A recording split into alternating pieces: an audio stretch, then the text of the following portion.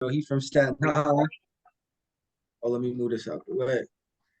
And yeah, I got started in the wholesaling around 2020.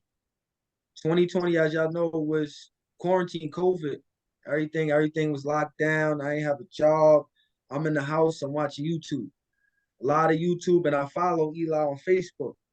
So I'm watching people wholesaling. So at the time, I see like Eli, other people like Jerry Norn, all type of guys all over the place that wholesale. And I'm like, I could do this. Virtual, no money, no license, no credit. All you gotta do is talk to people, know what to say, get a contract, and sell a contract. I could do this. Sign me up. I talk to people all day long. So fast forward, 2020, I get into it. I start getting on the call. I'm starting to look at houses. At this time, I'm doing houses. I'm getting stuff under contract, but I'm just not getting it to click. I don't got no buyers actually buying my contracts. So I'm locking up deals. So I have contracts, but nobody buying. So I'm a year and a half in now. So this is 2021 summer when I see Eli switched over around to land and he's crushing it. He's doing numbers. At that time, I think you did 250, 250 in a year, all land. Like, bro, this is all land now. This is no houses. So that whole time, a year and a half, I'm doing calls, I'm getting contracts, but I'm not getting no success. So I go to Eli had a class. He had a meetup on Staten Island teaching us how to flip land like he does, just like what we right here for right now. So this is 2021 summer. So what I was slacking in was buyers. I didn't have a connection with buyers, didn't know how to get buyers. Once he showed me how to get a relationship and how to talk to them, all the things to look for with buyers and markets, and mainly markets too, it's been history ever since. So I closed my first deal in March of 2022, March 28th of 2022 for 15,000.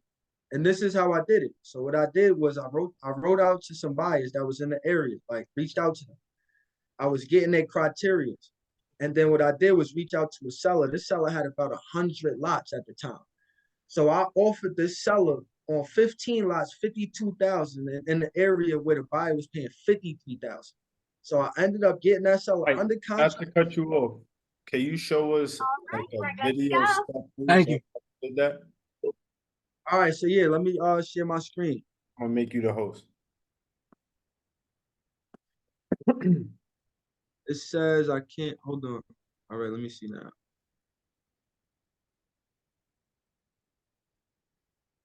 All right, so when I first started, I went to Zillow, got the buyers. Like I would grab the addresses on Zillow because I didn't have Propstream, I didn't have any money yet. So I was using Zillow to grab addresses. Can And you when I grabbed like break that down? Like go to Zillow, like all right, got you. because we're trying to get what's in your mind at this point of your land flipping career. You gotta bring yourself back, right? Think as if you was just starting how you started that process. Got you. So all the way from scratch. So what I would do, the first thing was look for a good market. So right here, let's go to Palm Coast, for example. So when I mean a good market is where a ton of lots are selling. So I look for in the past 30 days to 90 days, and I need to see at least 30 to 100 lots selling within those days. If it's not no more than that selling, I'm not even looking at it because I'm looking to do a volume amount of deals. And I got to be in a place where a volume amount of deals are happening. So right here, for example, Palm Coast, I just want to make sure my filters are on lots and land only, and 30 days or 90 days.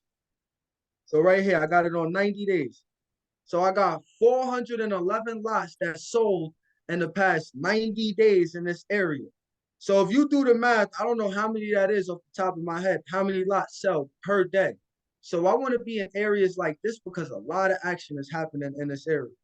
So now the next step I do now is I want to connect with an actual buyer in that area. Before I ever talk to a seller, because remember, if you remember, I struggled with getting it over to a buyer. Sellers were easy. I could get a seller every day of the week. I just need to know who's going to actually buy this, who's going to close on this. That's the most important part. So that's the hardest part. So I work on that first. I work on that the most because everything else is always easier to go get a lead from a seller. So now the next step is I will grab one of these addresses over here and then put that in the county to see who actually was the buyer. So right here, Can you do that? Yeah, so right here, I'm gonna show y'all. Oh. So right here, sold lots represent somebody who bought it. So remember, sold represents somebody who bought the lot, which also represents a buyer. So it's not that complex how we think it is business. I got it. Like most people don't know how to find buyers. People who on sold who bought are buyers. It's that simple. So now you just want to see who's gonna actually do business with you. So right here, another key thing I want you guys to understand on the computer, some if it's sold yesterday, it might not update on the county. So you want to look from like 30 days and above because it gave the computer time to actually update. So for example, like these people right here on 719, these actually sold today. If I put these on the county and the website, it's still gonna say the old owner, like the previous owner. So you're gonna think that there's something wrong, like you're gonna be calling these people and thinking they're the buyer, but they really sold their lot. So you're not bugging. It's just the computer didn't have time to update. So that's why you want to look from that range from about 30 days and above, because around 30 days, most county websites across the nation update. So let me go back to about 30 to 45 days. You know, it's crazy too. When we got started, that area right there, Palm Coast, was probably selling for like 30,000, probably less than that, 20,000. And even last year, it stayed at around 50,000 for a long time. So that market actually went up. All right, so right here, let me go. So right here, this is about last month. This is about 30 days, 620 and above. So this is recent. So these are more updated. So now another thing I want to do, this is Palm Coast. I don't know anything about Florida. Remember, this is virtual. I'm in New York City. So I got to figure out what county is Palm Coast. Remember, guys, Google's our best friend. So all I do is just to Google what county is Palm Coast because I'm looking for the county website.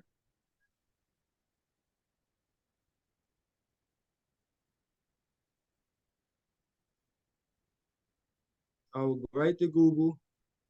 What county? Oh, is Palm Coast, Flagler County. So now that I know it's Flagler County, what I would do is in Google, I'm going to put this county. It doesn't matter what county it is. It doesn't matter where it's at, as long as it's in America. You're going to put that county property appraisal, and it should get you that county website. And the reason I want to get to that county website is because I want to search those records in that area. And remember, this is a free process. Everything I'm showing you is completely free. Zillow is completely free. Google, the county website. This is because when I first started, I didn't have nothing. I had to use what I had. And everybody, as long as you got a computer and internet, there's no excuses. So let me go to Flagler. Flagler County Property Appraiser. I already typed it a million times. So right here is the county. So any county all over, you could find a county here. But another good one too, in Florida, they got a website called Q Public. So I like to look at that one too because it's user friendly. I want to see if it's here. Let me just go back. Right here, Q Public. This is mainly in Florida. There's other states that have this as well. It's just a user friendly site. It's still all the county records. So remember, you just want to look for the county records. So now what I'm going to do is go take that address. Remember, I want to see who this buyer is. So right here, this is somebody who bought a lot on 620 for 64,000. I want to see who they are. Remember, if and I want to reach out to them and see if they're buying more lots, obviously at 64,000. Because if they are, we're in business. So what I do is take this address, copy that, and search it.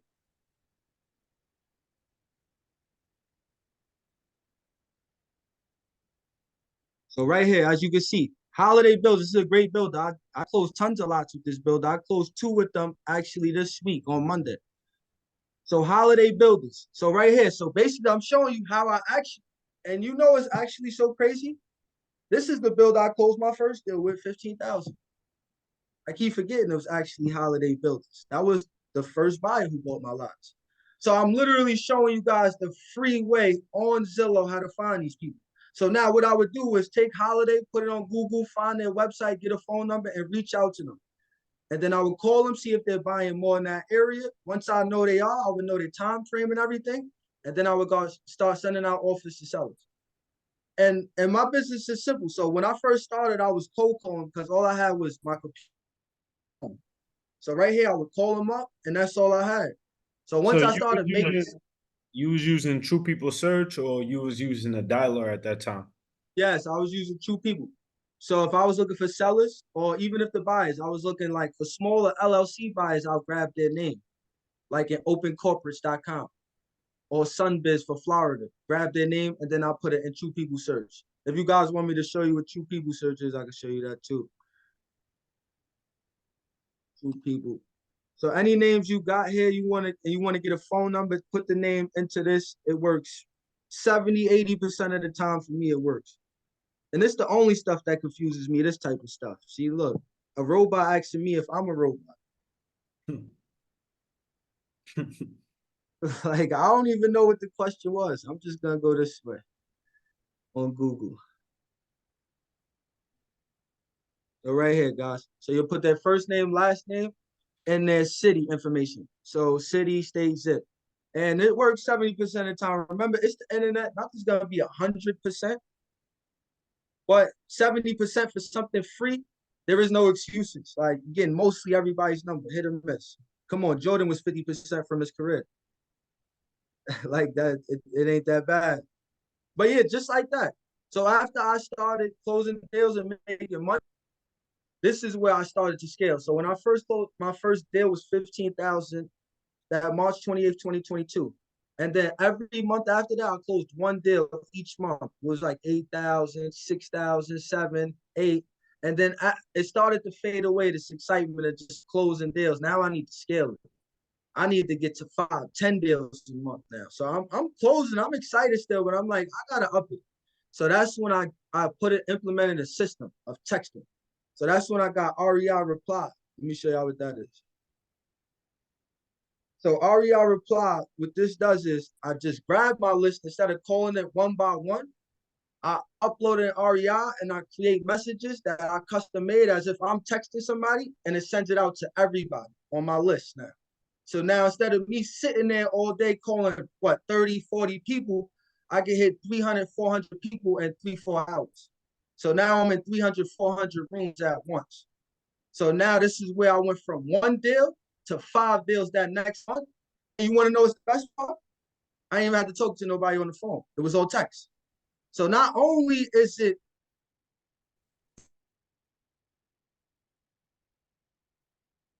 that I scaled, it was hard to close in one deal, but it was implementing the text because now you know what to do. Once you know how to close a deal, it's easy to text and know how to talk to leads. Most people think just buying systems and getting leads is going to close them a deal. You still got to know the skills. You still got to know how to get buyers. You still got to know what to say to sellers. But systems, once you know that, now you can talk to a lot of people and now you can scale. But right here's the system. So as you see, look at a random message just right here.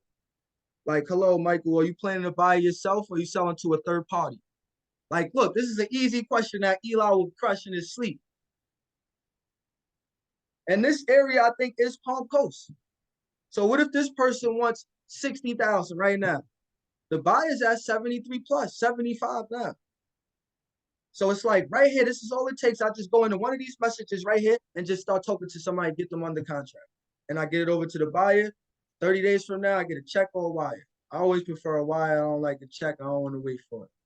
But some people like to check for their pictures, but it don't matter. I want the money. But just like that, guys, I want to start from the top too, so y'all understand how we started. Remember, I went to Zillow, looked at the market to see what market had a lot of action going on. I grabbed the address, put it in that county website to find out who's the owner, who's the buyer, and then I'll take their phone number. This is a big buyer. So anything like this, an LLC, a buyer like this, you could just go to Google and find a website and you could find one of their phone numbers and get in contact with somebody. So it's not that complex where it's hard to get phone numbers. Unless it's a smaller LLC buyer, then you want to go to something like Open Corporates. Let me pull that up for you guys. So if it was like an LLC buyer instead of a big buyer like Holiday Builders or something like that, you want to go to opencorporates.com. Well, let me go to Google. I gotta always go to Google first for everything. So right here, open corporates, what this allows you to do is search the owner of LLCs and companies. So if you guys have LLCs, hopefully you should have LLCs. Like you could try this and search your LLC, see if your name comes up. So when you search in a buyer and you see it's an LLC and they don't have nothing on Google, like a main website or something, you want to see who the owner of that company is so you can skip trace their name and true people search and get their phone number. And just like that, you call them up and see if they're buying more at that price you seen them purchase on Zillow. Remember, this is how you even seen them at 64,000. So call them with the intent that they're still buying lots around this price. So don't let them tell you anything. Call, hey, you still like you want to talk to them and know that you know what you're saying. You don't want to go in there sounding like a rookie. That's why it's important you know what you're saying. But I don't know if Eli, if you want to get into that, if you had some stuff. I don't know if you want me to. Nah, you breaking it down perfect. I like how you use Zillow and the sold to find the buyer. You know, I feel like that's a good way as well because they're the updated buyer, you know, that's on Zillow. And then you're going on the county appraiser, checking out who's the owner, and then getting their number, calling them up, having that conversation. And now you have a client that's gonna buy not just one lot from you, but multiple. Like how you said, Holiday, they bought multiple from you. So yeah, I like the strategy you use to, you know, work the builder side. Now, in terms of the sellers, you said you was cold calling and then you started to scale when you text. So are you texting multiple markets at the same time? Yeah. So I usually do like 3, 4, like probably max I did was like 6, but I don't really like to do a lot of markets unless I got a builder. I don't go anywhere unless I got a builder, or that's another thing I forgot to mention. A lot of deals I get now at JV. A lot of this business is networking with other people who might have a buyer in that area. So now I don't even have to go do all of this work that I'm showing you guys. All I got to do is get something in that area for them. And I don't mind collabing with them. Remember, collaboration over competition. Anybody trying to compete with you ain't eating. It's enough deals for everybody. So it's like, you got to buy over there? All right, bet, I'll send you this. I got to buy over here, so you can send me some over here. So it's just whoever got something is just always make sure you vet that person out. Make sure they actually close with that buyer and they you know the buyer's serious. They actually did something because you don't want to go waste your time now over there because somebody told you something and you never closed with a buyer over there. Because now you'd be wasting your time. But just always validate that. But once you validate that and they got a serious buyer, what's holding you back? They buyers hungry. How many buyer need? 50 lots this month? All right, bet I'm on it. I sent you 5. I'm about to start working right now. I'm starting these sellers. So So a lot of like collaboration. not to cut you off, those people that you can't reach out through text, what do you do with those people? Follow up call. Okay. I'll call them. So I'll text probably 7 messages, like the campaign drip, like the workflow. So those that what I'm saying workflow, that's like when you in your text messages, it sends a message and then another message and then another. So I Hmm. got it made for like 7 messages, 8 messages out. But if the message still keeps going through and sending, I know it's an active live number. So sooner or later, I'll give it a call. And I'm not sure if Brittany's in here, but she asked a question recently in the academy and about the texting, like how often after you text the list, how often should you retext, right? I told her, you know, I retext every 3 months, but to correct myself tonight, we send out 3 to 4 messages before we stop texting, and then we retext every 3 months. So, Brittany, if you're here, I text them 3 times. If they don't answer the third time, then I take them out the campaign or I retext the campaign every 3 months. I'm If gonna that give y'all some more, give y'all some more game too. Really, what I see other people do, I'm like, oh, you bugging. Like you gonna always lose to me. Like the time frame on when you send your messages out. So my first message is always, hey, it's Mike. Do you own this slide? but I don't give them my offer or anything. So now the time frame, when I mean time frame, when I send that next message, if they don't answer, if they answer, the workflow stops. Like I have to actually go in there and answer now. So if these guys don't answer, nobody answers that first text, my next message is sent out 30 minutes after that first one. The reason I tell you this is real game because most people will have their next message sent out 3 days from now. Oh, Yeah. you bugging. It's about attention. We making this too complex. It's about attention. A lead is just a point of contact. That's it. A lead is a point of contact. So they seeing that back to back, bing, bing. And it's another thing. When I used to cold call, I never called once.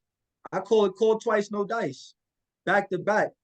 And people were always more likely to answer that back to back because they think, oh, this might be somebody that knows me. This gotta be who is this? I mean, I got more of an answer rate. So this is game, bro. That I see a lot of people. They're like, hey, yeah, my message is sent out 5 days from now. 5 days from now, what you waiting on? Oh, I'm Mm-hmm. gonna beat you every time. I get that seller every time because I'm just in front of them. You're not doing nothing wrong. You just doing less. Like you just and you don't got that don't mean working harder. See, I'm not actually texting them.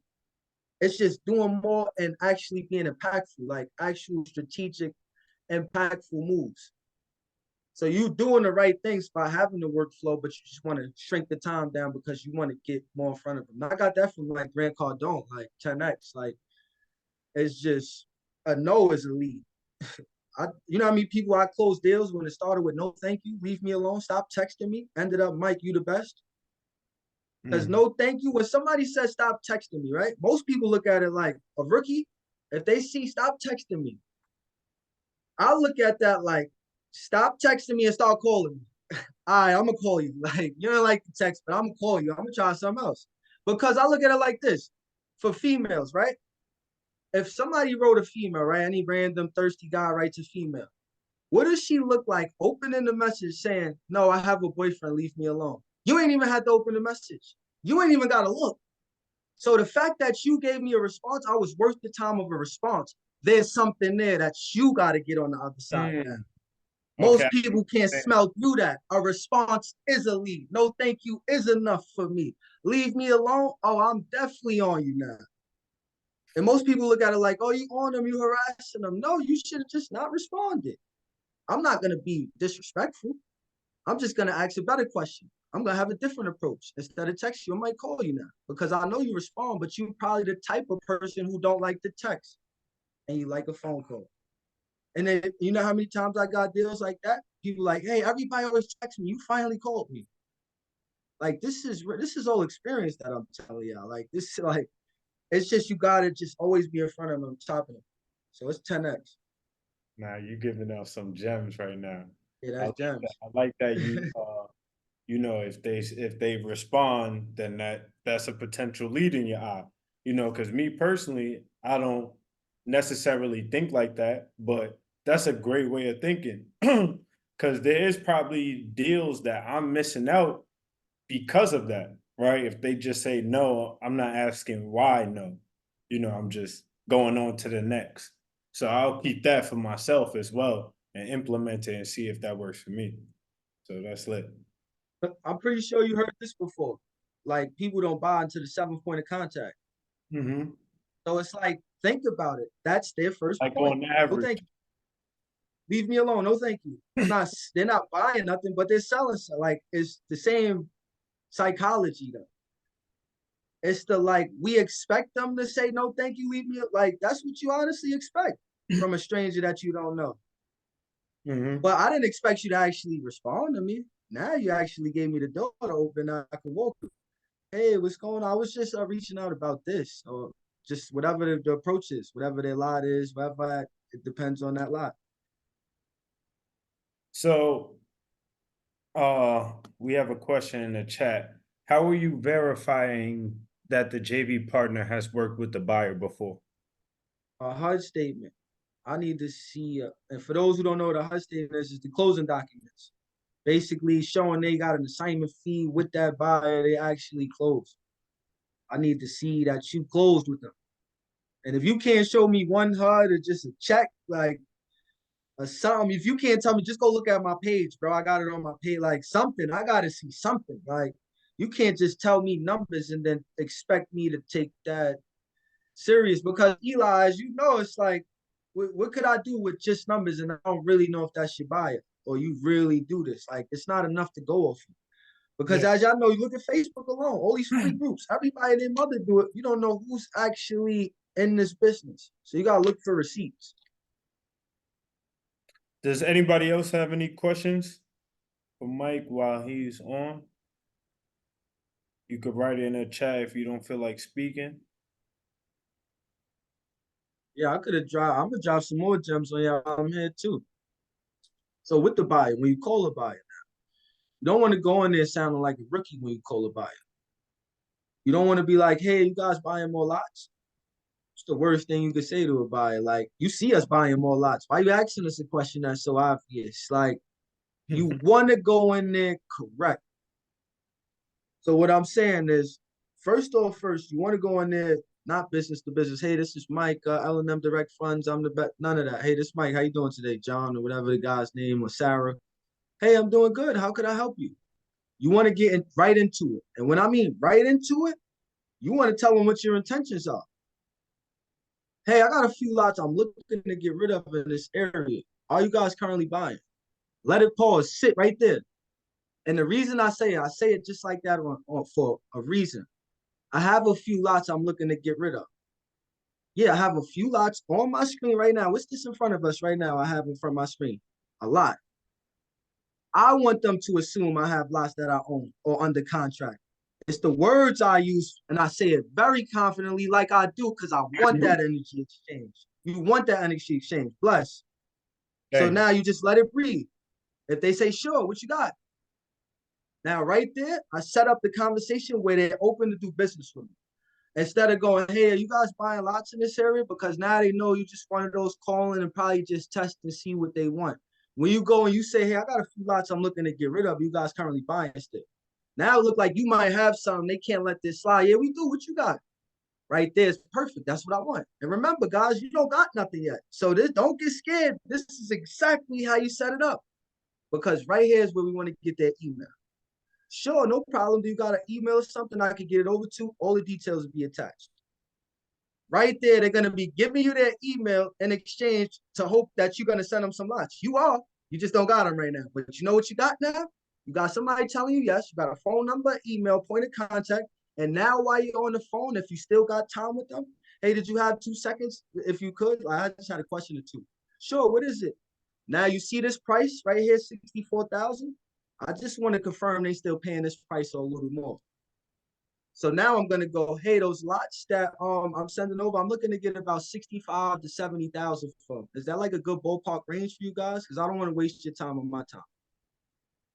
They're gonna let me know off that response if they're still buying at their price. And if they go, sure, what you got? Oh, yeah, sure, send it over. Like, I know they're buying at this price still. So I'm just confirming around this range. When I send something out, I'm gonna ask for that price that I said. Hey, can you pay 70,000 for this? And they probably might go back and forth. We could do 68 or 67, but I know they're in that range.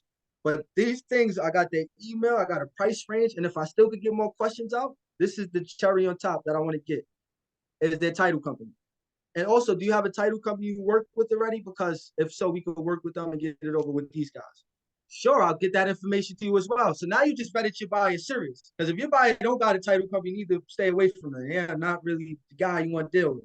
So if they got their own title, they gave you a price range, they all buying, they over to it, gave you an email. Now you got, like what Eli said, a client. Because at the end of the day, these are the people you really sell to. Sellers, you just get them under contract. But buyers are who you sell to. So now that's when once you got that, I done closed multiple 6 figures with 3, 4 buyers. Literally 6 figures with 1 buyer. Like, you don't need 100 buyers. You don't need 10 buyers. Multiple 6 figures with 3, 4 buyers.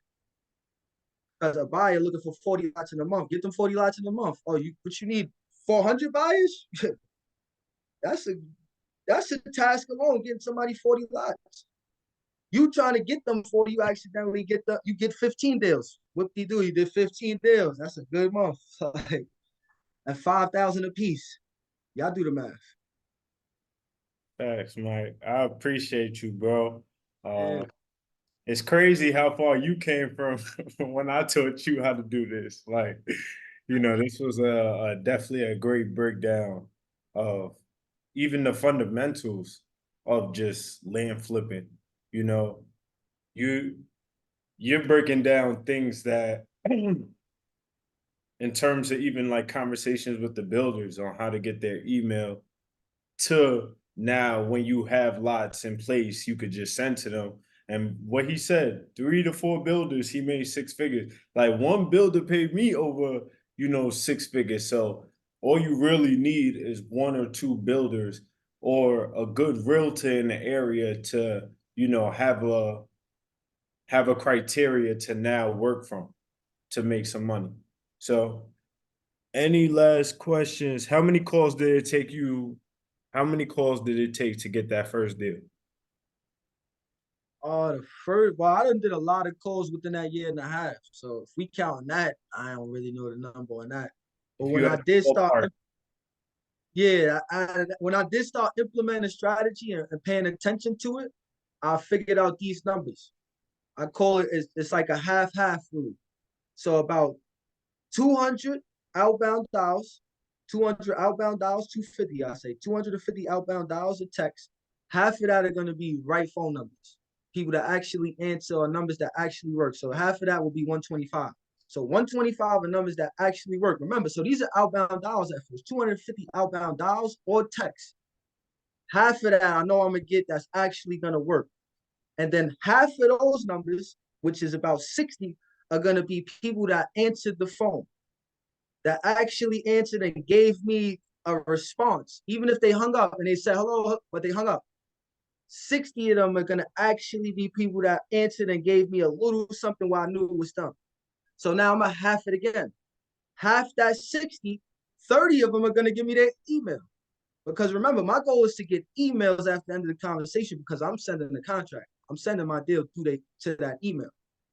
So now half of that 15, remember, every email you get, everybody's not going to view the contract.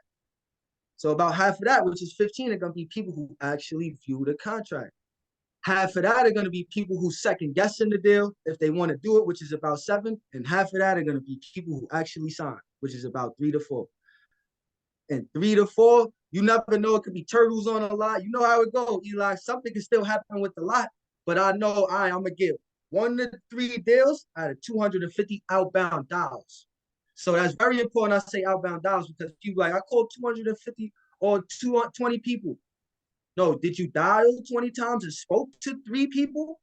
It's different numbers you gotta look at. So do 250 outbound reaches, text, dial, mail, whatever your marketing strategy is, and look at it as half, half, half. So now if you want to up it, you want to get 2 to 6 deals a month. How many people I need to hit? I need to hit around 500 people now. Remember, this is still accurate work. This is still getting the right list. This is still having the right buy. This is still offering the right stuff. So it's still little stuff in between, which makes that accuracy hit. But these are the number games. You want to make sure you're hitting around 250 outbound dollars. But when I first started, here was my strategy when I first started. I would write down 50 addresses and call them the next day. So I didn't kill myself with it. So I didn't want to write my list and call the same day. That's what people be doing too much. Plus, you got to go to work. Plus, you got the family. So now I would get my list of 50 and take about an hour. And then the next day I would go through them. I would just only have a call day. And then I would get about like 1 email. So that strategy got me 1 deal a month. With that hmm. strategy, I was getting 1 deal a month. That $15,000 deal, I was getting 1 deal a month. And then I started getting my list, putting it in a text system. I ain't calling now, it's blasting them out. And I like how you did that, right? You broke it down from the numbers standpoint. But when you do get a list, even with my numbers, if we get 1,000 people, we may only contact or reach out to like 200, 250 of that. And then, like you said, half of that, maybe even less, is somebody that wants to sell. And then from there, it's the people that's in your price range. And then from there, it's a contract. And then we're at the closing table. So that's where this game is like a value. Like you have to do multiple outreach. You got to have multiple lists, multiple areas. Because whenever there's a dry period, that's when you got to pick it back up.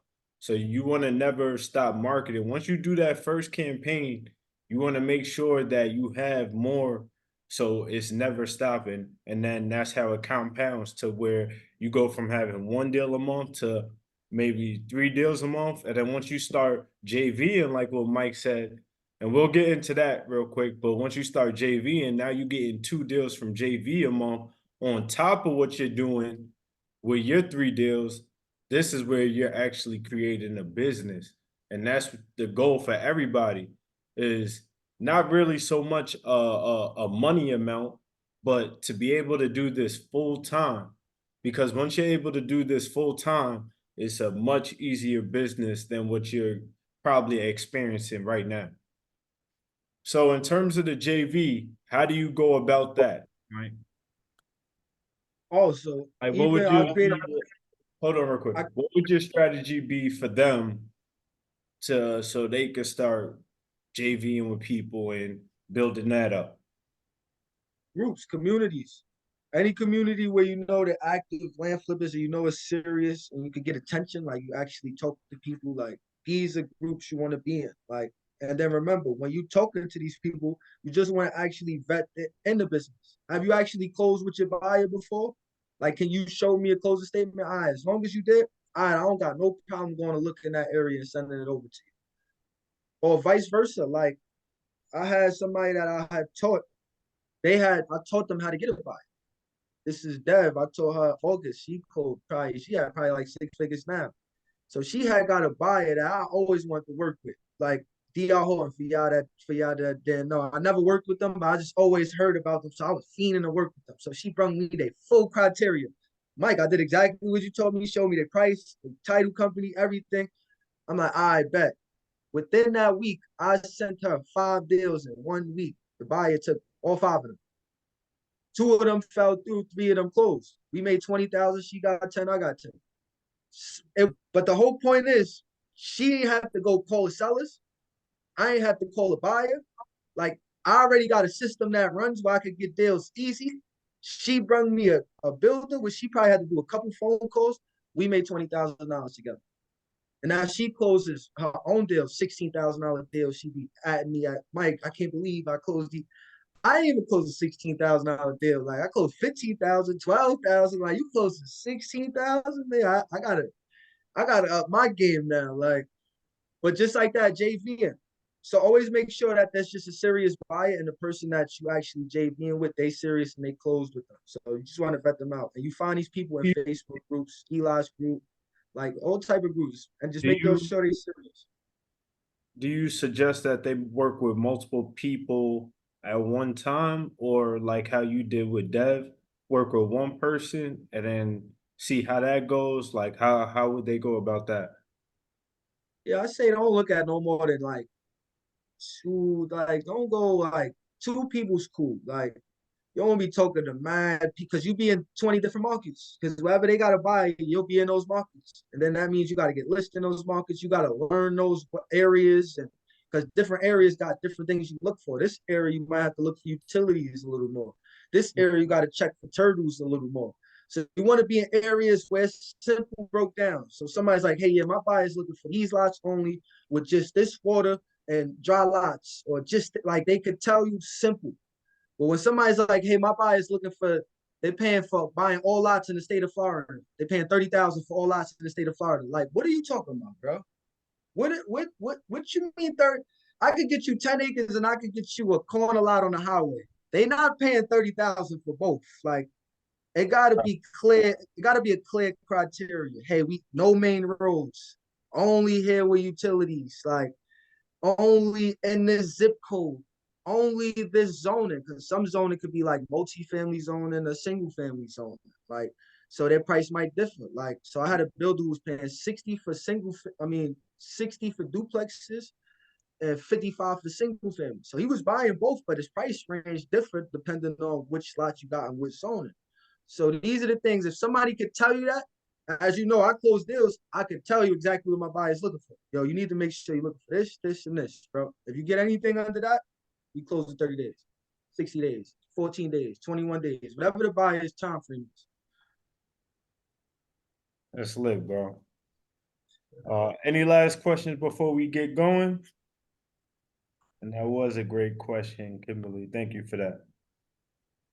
Uh, well, I want to say, basically to sum up what Mike's talking about is just being consistent, doing the work, and be a part of a community. I feel like that's what helped him, myself, and once you guys start closing more deals, you understand like doing it alone is very, very difficult. But when you have help and when you start networking, get out of your shell and start putting yourself out there, I promise you it gets much easier because now you have multiple people doing or tackling one task at the same time. So, any last words you want to leave them with, Mike, before we get going? Oh yeah, most important part that I've got out too, like my brother in the business. Like, so when I closed my first deal, 15,000, he was still working in a warehouse. Like he was doing about like 3,000, like 3,400 a month. And he was doing overnights, like 40 hours a week, stressed out. I know he could do this business. I'm like, bro, you could do this. This is easy. But he just, most people aren't comfortable. I gotta go to work to get that guaranteed check. I don't know when the deal is gonna come. I'm not about to be sitting there calling and texting people, bro, like you. Like, I got bills. Like, I gotta pay for my car. I'm like, I got bills too, but he had a nice car that he wanted to pay off. So I understood. Like, I'm like, I get it. You want to go pay your car off. I know how much the car meant to him. But when I closed the first deal for 15,000, I told him, like, I'm like, here's $5,000, bro. You ain't gotta go to work no more for that month. Just give me the month. Just do what I'm doing for the month. Just do what I'm doing. He been doing this texting ever since. So that's why it's important that I forgot that part that I left out. So he don't really like to talk to people on the phone. He just sit back and be behind people just texting them. Because now it's like we just break bread. So it's like he get his PC, I get my PC, and I get the buyer. So he don't really like to talk to buyers. I'll do the talking. Or if the seller I want to talk, like I'll do talking. So what I'm saying, this is important because you want to be with somebody that's like-minded, somebody you trust and you love. It's like the biggest hack. I was saying that earlier today on my live. Like, this is a hack in business. Like, because they tell you don't do business with family and friends. Yeah, I love a lot of my family, a lot of my friends, but then everybody's not for everything. You got to know who's like-minded, who you could trust and love. Like, and then it's unbreakable. So it's Facts. like what once I told him that, now he don't got to go trade 160 hours for somebody's 3,400. Now he gets 3,400 a week chilling at the crib texting somebody. Like, it's like he don't gotta do none of that no more. Like, so the beauty of changing his life and he helping me scale a business because we were like-minded, we trust each other, we love each other. So it's important to have somebody that you can work with. So team. So what I'm getting to is with Eli, like piggybacking off of that, you don't want to be by yourself. I knew when I was closing this deal, I'm looking for somebody I could do it with because I don't want to do it by myself, even though I still could do it. It was like it's pointless. I need to get to this next level, and I gotta create a team because I know sooner or later when I get to the next level, I'm gonna need people. I'm gonna need pieces. Why not start foundational, and we gonna go from there. So and then we hired and fired probably like 10 VAs. So like this is another thing too with people in business. So like we know how to do this and we could do it excellent. We know how to do this business and run this business. But when it comes to delegating people and having them actually do the task and like these things come into a different now you're doing different skills. So these are the things that we work on still because we don't know like we do all the work. It's good, it's money, but now it's delegated. So it's like these are the tasks that I tell people because most people just get VAs and think it's gonna get them bills. Bro, slow down, slow down. Like you don't even know how to close a deal yet. You just about to get a VA. I've been there before. Like, yeah, watch. You just gonna be paying somebody, get no deals. You're gonna be paying somebody because they don't know what to do when objections come. Because you don't know what to do when objections come. You gotta have these skills first. So we got all of that, but now we're in another task of finding the right culture and people that actually fit the culture in the community for us in our environment. But that's another task. That's why I tell people don't jump to being a business owner, super hire people if you don't know what to actually train them for. Like you got to be able to know to wear all those hats in your business first because you're gonna delegate those pieces off. But then now you might even be better than me finding good pieces. So now then it's finding those good pieces for your business. And then taking action.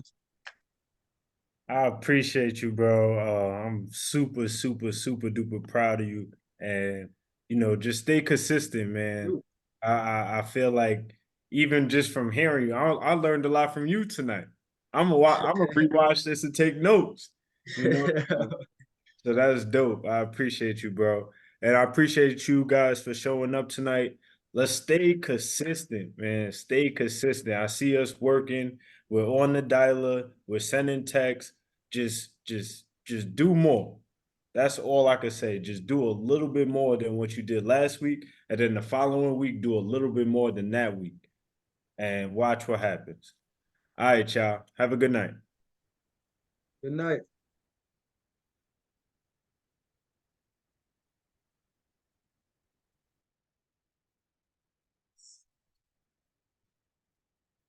Mm-hmm.